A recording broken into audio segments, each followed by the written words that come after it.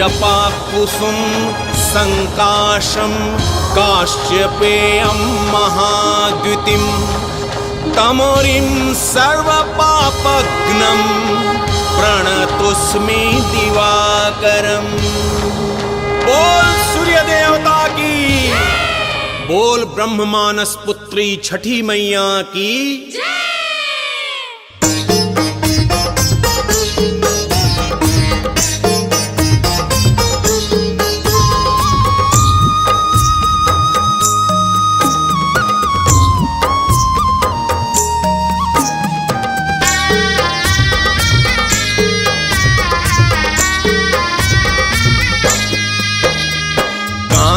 चही बांस के बहंगिया बहंगी लचकत जाय, होई ना बलम जी कहरिया हो, होई ना बलम जी कहरिया हो,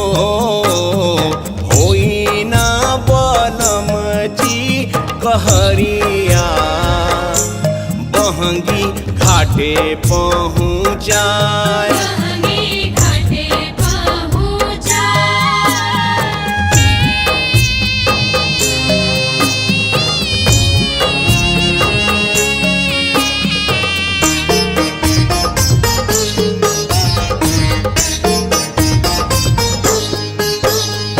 बाट जे पूछेला बटोहिया बहंगी केकरा के जाय, तू त आन्हर होए रे बटोहिया हो, तू त आन्हर होए रे बटोहिया हो, तू त आन्हर होए रे बटोहिया बहंगी छठी मैया के जाय, उहुए जे बारी छठी मैया बहंगी उनका के जाय।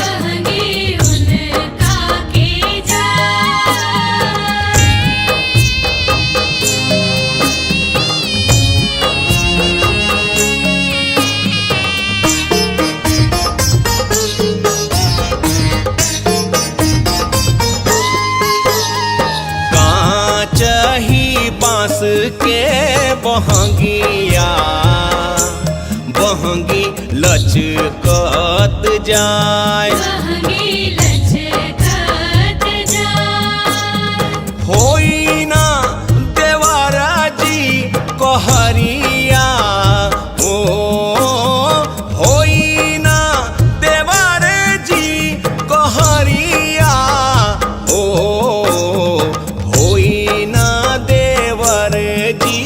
कहरिया बहंगी घाटे पहुँचाय, उहुए जे बारी छठी मैया बहंगी उनका के जाय, बहंगी छठी मैया के जाय। सूर्य देवाय नमः, सूर्य गोसाई नमः,